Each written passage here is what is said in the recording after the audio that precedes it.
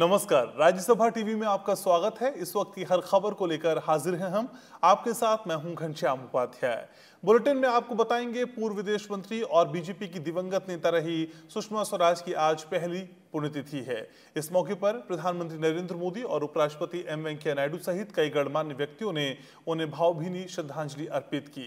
इसी के साथ बात होगी कोविड-19 की। देश में लगातार 8वें दिन 50,000 से ज्यादा कोरोना के मामले सामने आए हैं। भले ही देश में कोरोना के मामले 19.5 लाख के पार हो गए हों, लेकिन राहत की बात यह है कि कोरोना से ठीक होने वालों की दर में सुधार और मृत्यु दर में लगातार कमी आ रही है। साथ ही बताएंगे कि केंद्र सरकार ने राज्यों को कोरोना वायरस से निपटने के लिए आर्थिक पैकेज की दूसरी किस्त जारी कर दी है। इसके अलावा कोविड की वैश्विक स्थिति पर भी रहेगी नजर। शुरुआत करते हैं बुलेटिन की।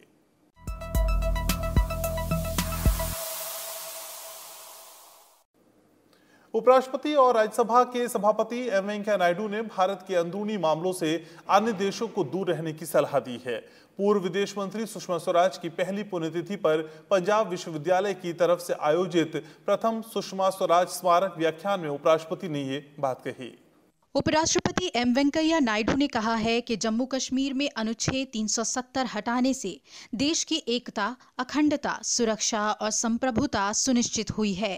उपराष्ट्रपति ने कहा कि भारत में संसदीय लोकतंत्र है और अनुच्छेद 370 हटाने का फैसला संसद में विस्तृत विचार विमर्श के बाद किया गया है और बहुमत ने इसका समर्थन किया है।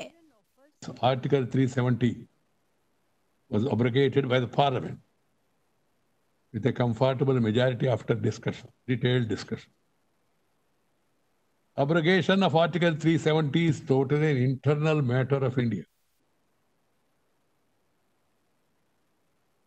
The other countries, they have no business to interfere or make comment on our internal happenings or internal matters. Every country is expected to take care of their own countrymen, safeguard their own interest, and focus attention on their internal problems rather than unnecessarily interfering or commenting on the internal affairs of any country.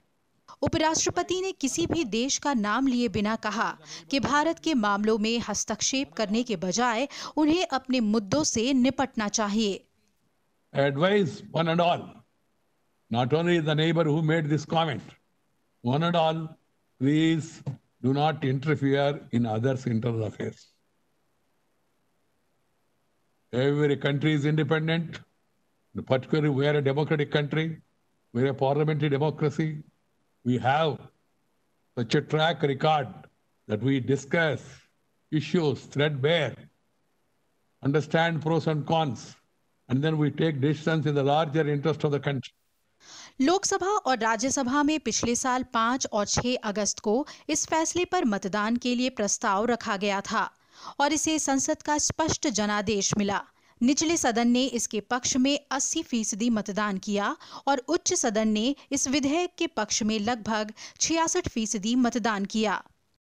Bureau report, Rajya Sabha TV. BJP के वरिष्ठ नेता मनोज सिन्हा को जम्मू कश्मीर का नया lieutenant governor नियुक्त किया गया है। मनोज सिन्हा गिरीश चंद्र मुर्मू की जगह लेंगे, जिन्होंने बुधवार रात अपना इस्तीफा राष्ट्रपति को सौंप दिया था। राष्ट्रपति कार्यालय से जारी विज्ञप्ति में कहा गया कि जिस दिन से मनोज सिन्हा अपना पदभार संभालेंगे, उनके कार्यकाल की शुरुआत उसी दिन से मानी जाएगी।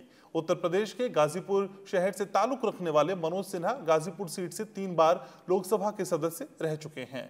पेशे से इंजीनियर मनोज सिन्हा मई 2014 में रेल राज्य मंत्री बनाए गए। इसके बाद जुलाई 2016 में उन्हें दूरसंचार मंत्री की भी जिम्मेदारी सौंपी गई। दूरसंचार मंत्री रहते कॉल ड्रॉप की समस्या से निजात दिलाने में उनका अहम योगदान है। भारत ने चीन को जम्मू कश्मीर मामले में हस्तक्षेप करने और समय समय पर संयुक्त राष्ट्र रक्षा परिषद में उठाने से परहेज करने को कहा है। भारतीय विदेश मंत्रालय की प्रवक्ता अनुराग श्रीवास्तव ने कहा कि भारत जम्मू कश्मीर मामले में चीन के हस्तक्षेप का पुरजोर विरोध करता है। प्रवक्ता ने कहा कि हमने देखा है कि चीन ने संयुक्त राष्ट्र सुरक्षा परिषद में भारत के केंद्र शासित प्रदेश जम्मू कश्मीर से जुड़े मुद्दे को उठाया। ऐसा पहली बार नहीं है जब चीन ने एक ऐसे विषय को उठाने की कोशिश की जो पूरी तरह से भारत का आंतरिक मुद्दा है। ऐसी पिछली कोशिशों को भी अंतर्राष्ट्रीय समुदाय का समर्थन नहीं मिला। हम अपने आंतरिक मामलों में चीन की दखलंदाजी का कड़ा विरोध करते हैं और चाहते हैं कि वो इस तरह के निष्फल प्रयासों का मतलब समझने की कोशिश करे। हमने देखा है कि चीन ने संयुक्त राष्ट्र सुरक्षा परिषद में भारत के केंद्र शासित प्रदेश जम्मू कश्मीर से जुड़े मुद्दे को उठाया है। ऐसा पहली बार नहीं है जब चीन ने एक ऐसे विषय को उठाने की कोशिश की है जो पूरी तरह भारत का आंतरिक मुद्दा है।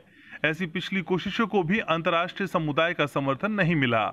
हम अपने आंतरिक मामलों में चीन की दखलंदाजी का कड़ा विरोध करते हैं और चाहते हैं कि वो इस तरह के निष्फल प्रयासों का मतलब समझने की कोशिश करे। इससे पहले बुधवार को संयुक्त राष्ट्र में भारत के स्थायी प्रतिनिधि टी.एस. तिरुमूर्ति ने भी इस मुद्दे पर चीन और पाकिस्तान की मिलीभगत की कड़ी आलोचना की थी। एक ट्वीट में उन्होंने कहा था कि संयुक्त राष्ट्र सुरक्षा परिषद की बैठक में पाकिस्तान की एक और कोशिश नाकाम हुई। सभी देशों ने माना कि जम्मू कश्मीर एक द्विपक्षीय मसला है जिसके लिए काउंसिल वक्त नहीं दे सकती। बुधवार को चीन ने संयुक्त राष्ट्र सुरक्षा परिषद में जम्मू कश्मीर मुद्दे पर बहस करने की मांग की थी, लेकिन अमेरिका सहित संगठन के अन्य देशों ने इस मांग को सिरे से खारिज कर दिया था। Bureau report, Rajya Sabha TV. चुनाव आयोग ने राज्यसभा की 2 सीटों के लिए उपचुनाव के लिए अधिसूचना जारी कर दी है। दोनों सीटों पर 24 अगस्त को चुनाव कराया जाएगा। उत्तर प्रदेश में बेनी प्रसाद वर्मा और केरल में एमपी वीरेंद्र कुमार के निधन से दोनों सीटें खाली हुई थी। आयोग के मुताबिक दोनों सीटों पर नामांकन करने की अंतिम तारीख 13 अगस्त है, तो वही नामांकन पत्रों की जांच 14 अगस्त को होगी, जबकि नाम वापस लेने की तारीख 17 अगस्त है। 24 अगस्त को मतदान होगा, जिनके परिणाम उसी दिन शाम तक घोषित कर दिए जाएंगे। वहीं आंध्र प्रदेश में विधान परिषद की एक सीट के लिए नामांकन की प्रक्रिया शुरू कर दी गई है। विधान परिषद के सदस्य के इस्तीफे के देने की वजह से खाली हुई सीट पर नामांकन दाखिल करने की आखिरी तारीख 13 अगस्त है। वहीं नामांकन पत्रों की जांच 14 अगस्त को और नाम वापस लेने की तारीख 17 अगस्त रखी गई है। यहां भी 24 अगस्त को ही मतदान होगा और परिणाम उसी दिन शाम को घोषित कर दिए जाएंगे। संसद की सामाजिक न्याय और अधिकारिता संबंधी स्थायी समिति ने माता पिता और वरिष्ठ नागरिकों का भरण पोषण कल्याण संशोधन विधेयक की पड़ताल के क्रम में आज विस्तार से चर्चा की। बैठक के दौरान सोशल डिस्टेंसिंग और सुरक्षा मानकों का ध्यान रखा गया। संसदीय सौंध के मुख्य समिति कक्ष में आयोजित ये बैठक करीब 2 घंटे तक चली। सांसद रमा देवी की अध्यक्षता वाली समिति के समक्ष सामाजिक न्याय और अधिकारिता मंत्रालय के सचिव और अन्य अधिकारियों ने विधेयक से संबंधित तथ्य पेश किए। ये विधेयक 11 दिसंबर 2019 को लोकसभा में पेश किया गया था। इसकी विस्तृत पड़ताल के लिए सांसदों की मांग पर 23 दिसंबर 2019 को इसी समिति को सौंपा गया, लेकिन कोरोना संकट की वजह से समिति समय से रिपोर्ट नहीं दे पाई। समिति के अनुरोध पर लोकसभा अध्यक्ष ओम बिरला ने ये रिपोर्ट देने के लिए 12 सितंबर तक का समय दिया है। विधेयक में मौजूदा अधिनियम को बदलती सामाजिक आर्थिक जरूरतों के तहत और प्रासंगिक बनाना है। Bureau report, Rajya Sabha TV. संसद की कार्मिक लोक शिकायत विधि और न्याय संबंधी समिति ने देश में वर्चुअल कोर्ट्स के मुद्दे पर आज बार काउंसिल ऑफ इंडिया और अन्य प्रतिनिधियों के साथ विचार विमर्श किया। समिति की 14वीं बैठक में शामिल 12 सांसदों में नए सदस्य दीपेंद्र सिंह और राजेंद्र गहलोत भी मौजूद रहे। सांसद भूपेंद्र यादव की अध्यक्षता वाली इस समिति ने आज करीब 1.5 घंटे तक इस विषय पर चर्चा की। बैठक में बार काउंसिल ऑफ इंडिया के अध्यक्ष Manan Mishra, Delhi high court bar council के अध्यक्ष और अन्य प्रतिनिधियों के विचारों को सुना गया। इससे पहले समिति ने 27 जुलाई को इसी मुद्दे पर न्याय विभाग के सचिव और सुप्रीम कोर्ट के महासचिव जैसे अधिकारियों के विचार जाने थे। इस विषय पर समिति की पड़ताल अभी जारी रहेगी, लेकिन अगली बैठक 15 अगस्त के बाद तय होगी। उपराष्ट्रपति एम वेंकैया नायडू से केंद्रीय जल शक्ति मंत्री गजेंद्र सिंह शेखावत ने गुरुवार को मुलाकात की। मुलाकात उपराष्ट्रपति के दिल्ली स्थित आवास पर हुई। इस दौरान केंद्रीय जल शक्ति मंत्री गजेंद्र सिंह शेखावत ने उपराष्ट्रपति को विगत वर्ष में मंत्रालय की विभिन्न परियोजनाओं पर हुई प्रगति के बारे में जानकारी दी और एक रिपोर्ट भेंट की। उपराष्ट्रपति और राज्यसभा के सभापति एम वेंकैया नायडू ने कहा है कि साझा करना और देखभाल करना यानी शेयर एंड केयर हमारे दर्शन का मूल मंत्र रहा है और प्रख्यात शिक्षाविद दिवंगत राजलक्ष्मी पार्थसारथी ने अपने जीवन में इसी मूल मंत्र के साथ काम किया। उपराष्ट्रपति ने कहा कि छात्रों को अपनी सभ्यता की विरासत के बारे में पता होना चाहिए और उन्हें भारतीय और वैश्विक प्रथाओं का संयोजन करना सीखना चाहिए। राजलक्ष्मी पार्थसारथी स्मृति व्याख्यान कार्यक्रम को वर्चुअली संबोधित करते हुए उपराष्ट्रपति ने कहा कि भारतीय भाषाओं का संरक्षण और संवर्धन किया जाना अत्यंत आवश्यक है और राजलक्ष्मी पार्थसारथी ने इस क्षेत्र में प्रयास किए। उपराष्ट्रपति ने राष्ट्रीय शिक्षा नीति 2020 को दूरदर्शी दस्तावेज बताते हुए कहा कि नई शिक्षा नीति विद्यार्थी केंद्रित है और इसका उद्देश्य भारत को नॉलेज सोसाइटी बनाना है। उपराष्ट्रपति ने कहा कि शिक्षा मात्र रोजगार का साधन नहीं बल्कि इससे मानवीय गुणों को बढ़ावा दिया जाना चाहिए, व्यक्ति का ज्ञानवर्धन और सशक्तिकरण हो। Education must build character, caliber, capacity, besides promoting good conduct. While enhancing access to higher education, there is a need to considerably improve the quality of courses and teaching process. Students must also be encouraged to place equal emphasis on physical activity and sports. Yoga should also form part of school education. Students must know the uniqueness and historical background of every Indian state, is also how Bharat Mata is supreme embodiment of nationalistic imagery. प्रधानमंत्री नरेंद्र मोदी कल video conferencing के जरिए राष्ट्रीय शिक्षा नीति के तहत उच्च शिक्षा में परिवर्तनकारी सुधारों पर सम्मेलन में उद्घाटन भाषण देंगे। केंद्रीय शिक्षा मंत्री डॉक्टर रमेश पोखरियाल निशंक और केंद्रीय शिक्षा राज्य मंत्री संजय धोत्रे भी इस कार्यक्रम में भाग लेंगे। इस सम्मेलन का आयोजन शिक्षा मंत्रालय और विश्वविद्यालय अनुदान आयोग की तरफ से किया जा रहा है। इस दौरान राष्ट्रीय शिक्षा नीति 2020 के तहत शामिल किए गए शिक्षा के महत्वपूर्ण पहलुओं पर विशेष सत्र आयोजित किए जाएंगे। सम्मेलन के दौरान समग्र बहुविषयक और भविष्य की शिक्षा, गुणवत्तापूर्ण अनुसंधान और शिक्षा में बेहतर पहुंच के लिए प्रौद्योगिकी के समान उपयोग जैसे पहलुओं पर चर्चा होगी। कई गणमान्य व्यक्ति राष्ट्रीय शिक्षा नीति के विभिन्न पहलुओं पर अपने अपने विचार प्रस्तुत करेंगे, जिनमें मसौदा NEP के लिए गठित समिति के अध्यक्ष और सदस्यों के साथ प्रख्यात शिक्षाविद, वैज्ञानिक भी शामिल हैं। विश्वविद्यालयों के कुलपति, संस्थानों के निदेशक, कॉलेजों के प्रधानाचार्य और अन्य हितधारक भी इस कार्यक्रम में भाग लेंगे। Bureau report, Rajya Sabha TV. केंद्रीय मानव संसाधन विकास मंत्री डॉक्टर रमेश पोखरियाल निशंक ने आज OP जिंदल ग्लोबल यूनिवर्सिटी द्वारा आयोजित विश्वविद्यालय में हो रहे बदलाव पर आयोजित 2 दिवसीय कार्यक्रम का उद्घाटन किया। इस ग्लोबल वर्चुअल कॉन्फ्रेंस में 15 देशों के 80 से ज्यादा शिक्षाविद और स्कॉलर्स भाग ले रहे हैं। OP जिंदल ग्लोबल यूनिवर्सिटी द्वारा रीइमेजिनिंग एंड ट्रांसफॉर्मिंग यूनिवर्सिटी पर आयोजित ग्लोबल वर्चुअल कॉन्फ्रेंस में कोरोना काल के दौरान विश्वविद्यालयों में हो रहे बदलाव पर चर्चा की शुरुआत हो गई। इस वेबिनार का मकसद भारत की शिक्षा और विश्वविद्यालयों के भविष्य को सुधारना है। सम्मेलन में चर्चा का विषय ये भी है कि कोविड-19 की वजह से विश्वविद्यालयों की शिक्षा किस तरह प्रभावित हुई है और उनमें क्या बदलाव हुआ है। जो मेरे ये सहयोगी हैं, साथी हैं, ये भी कोरोना के महायोद्धा हैं, जिन्होंने रातों दिन खप करके मेरे 33 करोड़ छात्रों को ऑनलाइन से जोड़ करके उनकी सुरक्षा की है, उनकी रक्षा की है, उनको डिप्रेशन में जाने से बचाए हैं, अभिभावकों को भारी परेशानी से होकर के बचाए है। ये छोटा काम नहीं, बहुत बड़ा काम हुआ है। वेबिनार के उद्घाटन भाषण में बोलते हुए केंद्रीय मानव संसाधन विकास मंत्री डॉक्टर रमेश पोखरियाल निशंक ने कहा कि कोविड-19 महामारी के दौरान जिस तरह हमारे देश के शिक्षा संस्थानों ने ऑनलाइन शिक्षा की व्यवस्था कर छात्रों को शिक्षा उपलब्ध कराई है, वह काफी सराहनीय है। डॉक्टर रमेश पोखरियाल निशंक ने कहा कि कोविड-19 की चुनौतियों से निपटने में हमारे छात्रों, वैज्ञानिकों और प्राध्यापकों ने शानदार काम किया। इन चुनौतियों का मुकाबला मेरे विश्वविद्यालयों ने, मेरे IIT, IIIT, आईसर, NITs, तमाम संस्थानों ने किया। जब लोग अपने घरों में रहे होंगे अपनी सुरक्षा की दृष्टि से, तब मेरे प्राध्यापक, मेरे शोध छात्र, मेरे छात्र अपनी प्रयोगशालाओं में बैठ करके कोई तो वेंटिलेटर बना रहे थे, कोई ड्रग डिस्कवरी पर काम कर रहे थे, कोई डेटा विश्लेषण कर रहे थे, कोई सैनिटाइजर बना रहे थे, कोई पीपी किट बना रहे थे, कोई मास्क बना रहे थे, कोई ड्रोन बना रहे थे। इस सम्मेलन में 6 ग्लोबल एजुकेशन नेटवर्क्स हिस्सा ले रहे हैं। ये सम्मेलन भारत में शिक्षा और विश्वविद्यालयों के भविष्य को फिर से संवारने और बदलने के उद्देश्य से शुरू की गई राष्ट्रीय शिक्षा नीति 2020 के ठीक बाद आयोजित हो रहा है। Bureau report, Rajya Sabha TV. Reserve bank of India की मौद्रिक नीति की आज घोषणा हो गई। आरबीआई ने नीतिगत ब्याज दर, रेपो रेट और रिवर्स रेपो रेट में कोई बदलाव नहीं करने का फैसला किया है।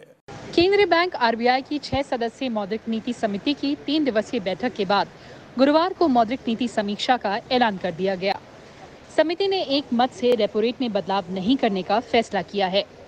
रेपो रेट को 4% पर बरकरार रखा गया है। वहीं रिवर्स रेपो रेट भी पहले की तरह 3.35% बना रहेगा। आरबीआई गवर्नर शक्तिकांत दास के मुताबिक कोरोना की मार के बाद देश की अर्थव्यवस्था अब पटरी पर लौट रही है। आरबीआई गवर्नर शक्तिकांत दास ने कहा कि रियल जीडीपी ग्रोथ अभी भी नेगेटिव है, लेकिन उन्होंने भरोसा जताया कि कोविड-19 महामारी पर काबू पाने के बाद हालात सुधरेंगे। The MPC noted that in an environment of unprecedented stress, supporting recovery of the economy assumes primacy in the conduct of monetary policy. While the space for further monetary policy action is available, it is important to use it judiciously to maximize the beneficial effects on the underlying economy. RBI का कहना है कि अच्छी पैदावार से ग्रामीण अर्थव्यवस्था में रिकवरी है। कृषि क्षेत्र की संभावनाएं बेहतर हुई हैं। अच्छे मॉनसून से खरीफ की बुआई ज्यादा अच्छी हुई है। The agriculture sector's prospects are strengthened by the progress of the southwest monsoon and the expansion in the total area sown under kharif crops by 13.9% up to July 31 over the previous year. A more favorable food inflation outlook may emerge as the bumper rabi crop harvest eases prices of cereals, especially if open market sales and public distribution offtake are expanded on the back of significantly higher procurement. RBI ने कोविड-19 के प्रभावों को कम करने के लिए बैंकों को corporate और व्यक्तिगत लेनदारों के कर्ज के पुनर्गठन का मौका देने की अनुमति दे दी है। आरबीआई ने नेशनल हाउसिंग बैंक और नाबार्ड के जरिए 10,000 करोड़ रुपए की अतिरिक्त नकदी सुविधा मुहैया कराने का भी ऐलान किया। विदेश मुद्रा भंडार में अप्रैल से जुलाई के बीच 56.8 बिलियन डॉलर की बढ़ोतरी हुई है। 31 जुलाई को विदेशी मुद्रा भंडार 534.6 बिलियन डॉलर तक पहुंच गया है, जो कि 13.4 महीने की आयात जरूरतों को पूरा करने के लिए पर्याप्त है। कृति मिश्रा, राज्यसभा टीवी। देश में लगातार 8वें दिन 50,000 से ज्यादा कोरोना के मामले सामने आए हैं। भले ही देश में कोरोना के मामले 19.5 लाख के पार हो गए हों, लेकिन राहत की बात यह है कि कोरोना से ठीक होने वालों की दर में सुधार और मृत्यु दर में लगातार कमी आ रही है। रिकवरी रेट अब 67.61% हो गया है। वहीं मृत्यु दर घटकर 2.7% पर आ गई है। वहीं देश में लगातार तीसरे दिन 6 लाख से ज्यादा कोरोना के टेस्ट किए गए हैं। स्वास्थ्य मंत्रालय के आंकड़ों के मुताबिक पिछले 24 घंटों में 56,282 कोरोना के मामले सामने आए हैं। वहीं इस संक्रमण से 904 लोगों की मौत हुई है। देश में अब तक कोरोना से कुल 19,64,536 लोग संक्रमित हो चुके हैं। पिछले 24 घंटे में 46,180 लोग ठीक हुए हैं। कोरोना से ठीक होने वाले लोगों का प्रतिशत 67.61 है। अब तक 13,28,000 से ज्यादा लोग ठीक हो चुके हैं और करीब 6 लाख लोगों का इलाज चल रहा है, जबकि देश भर में अभी तक कोरोना वायरस से 40,699 मरीजों की मौत हो गई है। 5 अगस्त को सर्वाधिक सैंपल टेस्ट किए गए, जिनकी संख्या 6,64,949 रही। अभी तक देश में 2,21,49,351 सैंपल्स टेस्ट किए जा चुके हैं, जबकि पॉजिटिविटी रेट 8.46% है। Bureau report, Rajya Sabha TV. केंद्र सरकार ने राज्यों को कोरोना वायरस से निपटने के लिए आर्थिक पैकेज की दूसरी किस्त जारी कर दी है, जिसमें 22 राज्यों और केंद्र शासित प्रदेशों को 890 करोड़ 32 लाख रुपए की मदद दी गई है। केंद्र सरकार ने 24 मार्च को कोरोना महामारी से निपटने के लिए 15,000 करोड़ रुपए आवंटन की घोषणा की थी। केंद्र सरकार ने राज्यों को कोरोना वायरस से निपटने के लिए आर्थिक पैकेज की दूसरी किस्त जारी कर दी है। इसमें 22 राज्यों और केंद्र शासित प्रदेशों को 890 करोड़ 32 लाख रुपए की मदद दी गई है। केंद्र सरकार ने 24 मार्च को कोरोना महामारी से निपटने के लिए 15,000 करोड़ रुपए आवंटन की घोषणा की थी। केंद्र सरकार कोरोना वायरस के मद्देनजर देश में स्वास्थ्य संबंधी ढांचागत तैयारियों और आपात प्रबंधन के लिए राज्यों की मदद कर रही है। इसी के तहत अब 22 राज्यों और केंद्र शासित प्रदेशों को 890 करोड़ रुपए से अधिक की दूसरी किस्त जारी की है। ये पैकेज छत्तीसगढ़, झारखंड, मध्य प्रदेश, ओडिशा, राजस्थान, तेलंगाना, आंध्र प्रदेश, गोवा, गुजरात, कर्नाटक समेत 22 राज्यों के लिए है। राज्य और केंद्र शासित प्रदेश इस फंड का इस्तेमाल अस्पतालों के लिए बेड, कोरोना की टेस्टिंग किट और पीपीई किट जैसी चीजों को खरीदने के लिए कर सकेंगे। 3,000 करोड़ रुपए की पहली इंस्टॉलमेंट अप्रैल में सभी राज्यों और केंद्र शासित प्रदेशों को जारी की गई थी। Bureau report, Rajya Sabha TV. Gujarat के अहमदाबाद में कोविड-19 के एक अस्पताल में आज सुबह भीषण आग लगने से 3 महिलाओं समेत 8 लोगों की मौत हो गई। पुलिस के मुताबिक घटना तड़के 3:30 बजे अहमदाबाद के नवरंगपुरा के श्रेया अस्पताल में हुई। आग पर काबू पाने के लिए अनेक दमकल की गाड़ियों को घटनास्थल पर भेजा गया। पुलिस और दमकल विभाग ने कई मरीजों को सुरक्षित बाहर निकाल लिया। उप मुख्यमंत्री नितिन पटेल ने बताया कि आग अस्पताल के आईसीयू यूनिट में लगी थी और इसका कारण शॉर्ट सर्किट बताया जा रहा है। सरकार ने इसकी जांच 2 वरिष्ठ आईएएस ऑफिसर्स को सौंप दी है। प्रधानमंत्री नरेंद्र मोदी ने आग लगने की इस दुर्घटना पर दुख व्यक्त किया है। प्रधानमंत्री ने गुजरात के मुख्यमंत्री विजय रूपाणी और अहमदाबाद के मेयर बीजल पटेल से हालात की जानकारी ली। प्रधानमंत्री ने ट्वीट कर शोक संतप्त परिवारों के प्रति संवेदना व्यक्त की और घायलों के शीघ्र स्वस्थ होने की कामना की। प्रधानमंत्री ने दुर्घटना में मारे गए प्रत्येक व्यक्ति के परिजनों को 2-2 लाख रुपए की आर्थिक सहायता तथा घायलों को 50-50 हजार रुपए की सहायता की घोषणा की है। पूर्व विदेश मंत्री और बीजेपी की दिग्गज नेता रही दिवंगत सुषमा स्वराज की आज पहली पुण्यतिथि है। उपराष्ट्रपति एम वेंकैया नायडू ने सुषमा स्वराज को भावभीनी श्रद्धांजलि देते हुए उन्हें भारतीय नारी के आदर्श का प्रतीक बताया। सुषमा स्वराज आदर्श भारतीय नारी का प्रतीक, कुशल प्रशासक, लोकप्रिय नेता और उत्कृष्ट सांसद थीं। उपराष्ट्रपति और राज्यसभा के सभापति एम वेंकैया नायडू ने गुरुवार को सुषमा स्वराज की पहली पुण्यतिथि पर उन्हें याद करते हुए ये बात कही। उपराष्ट्रपति ने कहा कि सुषमा स्वराज ने जिन जिम्मेदारियों का वहन किया उन सभी पर अमिट छाप छोड़ी। Sushma ji was an able administrator, left an indelible imprint on every position held by her. For instance, the film sector's long pending request for granting industry sector was considered during her tenure as Information Broadcasting Minister. आज जब हम उनकी श्रद्धांजलि अर्पित कर रहा है, मैं युवा राजनीतिक कार्यकर्ताओं से आग्रह करता हूं कि वे सुषमा जी को अपना आदर्श माने, उनका गुण, उनकी कार्यशैली का अनुकरण करें। उपराष्ट्रपति एम वेंकैया नायडू पंजाब विश्वविद्यालय में सुषमा स्वराज स्मारक व्याख्यानमाला को संबोधित कर रहे थे। उन्होंने कहा कि पंजाब विश्वविद्यालय ने देश को सुषमा स्वराज जी जैसा यशस्वी नेता दिया जो भावुक थीं, राष्ट्रवादी थीं और अपने विचारों को हमेशा एक स्पष्ट तरीके से व्यक्त करती थीं। उपराष्ट्रपति ने युवाओं को सुषमा स्वराज जी के जीवन से प्रेरणा लेने को कहा। कैसा संयोग है, जिस पंजाब विश्वविद्यालय ने देश को सुषमा स्वराज जी जैसा यशस्वी नेता दिया, मुझे उस विश्वविद्यालय के चांसलर होने का गौरव प्राप्त हुआ है। ऐसे मेधावी विद्यार्थियों से ही कैसी शिक्षा संस्थान की कीर्ति बढ़ती है। सुषमा जी की भाषा और भाषणों के तो हम सभी मुरीद रहे।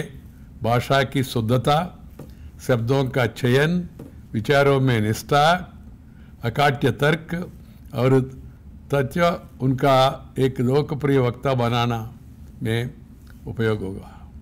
उपराष्ट्रपति ने कहा कि भारतीय भाषाओं के प्रति सुषमा स्वराज का अनुराग सभी के लिए अनुकरणीय है। उपराष्ट्रपति ने कहा कि कोई भी भाषा कभी भी कमतर नहीं हो सकती। उन्होंने कहा कि भाषा, राजनैतिक विचारों और संसदीय आदर्शों के प्रति सुषमा स्वराज की निष्ठा के कारण ही संसद ने उन्हें उत्कृष्ट सांसद का सम्मान प्रदान किया था। Bureau report, Rajya Sabha TV.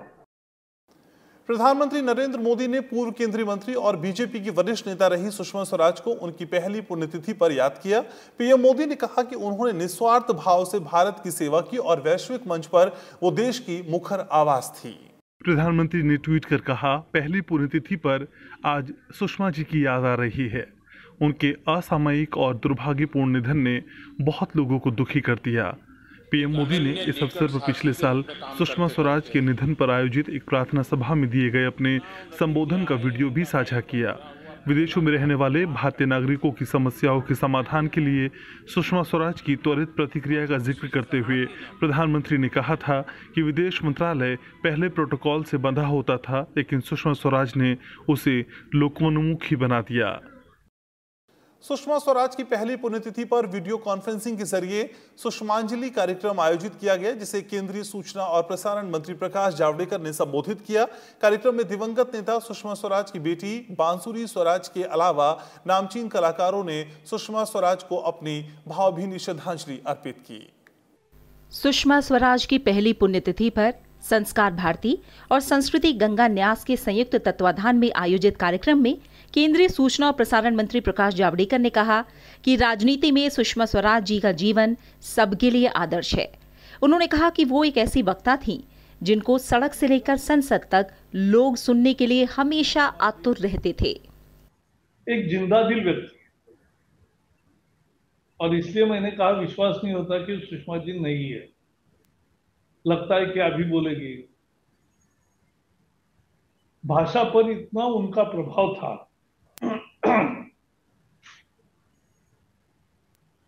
मैं जब प्रवक्ता बना तो वो हमेशा मुझे इतना ही बताती थी कि शब्दों का समुचित उपयोग कैसे करना है और शब्दों को सार्थ रीति से कैसे सामने पेश करना है। वो कर्नाटक में जब बेल्लारी से लड़ी तो इतना कन्नड़ अच्छा बोलने लगी, और वो फॉर्मेलिटी नहीं थी, तो भाषा ग्रहण का उनको एक विशेष अंग था। तो ये आयाम भी उनके जीवन में था। प्रखर वक्ता थी ही, लोकसभा में हो, राज्यसभा में हो, और पब्लिक मीटिंग्स में हो, उनके भाषण के लिए लोग आतुर रहते थे, सुनते थे। कार्यक्रम के वो पल अत्यंत भावुक थे जब सुषमा स्वराज की बेटी बांसुरी स्वराज ने अपनी मां के साथ जीवन में बिताए गए व्यक्तिगत पलों को याद किया। मां कृष्ण उपासका थी। उनका मानना था कि भगवान श्री कृष्ण ने जो भी कार्य किया उसमें अपने आप को झोंक कर करा। सुषमा स्वराज ने अपने जीवन में इसी सिद्धांत का अनुसरण करा। जो भी महकमा संभाला उसमें जन कल्याण के लिए बड़े से बड़े फैसले लिए। प्रसून जोशी जी, आपने उनको अपने गीत मां, जो तारे जमीन पर फिल्म का था, उससे बहुत रुलाया। और आप बिल्कुल सही कहते हैं, तुझे सब है पता, है ना मां? क्योंकि मेरी मां को मेरे बारे में सब पता था। मेरी तो सुख दुख की साथिन थी। सूचना और प्रसारण मंत्री के तौर पर सबकी चहेती रही सुषमा स्वराज को देश के दिग्गज कलाकारों ने अपने श्रद्धा सुमन अर्पित किए। प्रसून जोशी ने कविता पढ़कर सुनाई तो अनूप जलोटा ने सुषमा स्वराज के प्रिय भजन के जरिए उन्हें याद किया। इतनी शक्ति हमें देना दाता, मन का विश्वास कमजोर होना।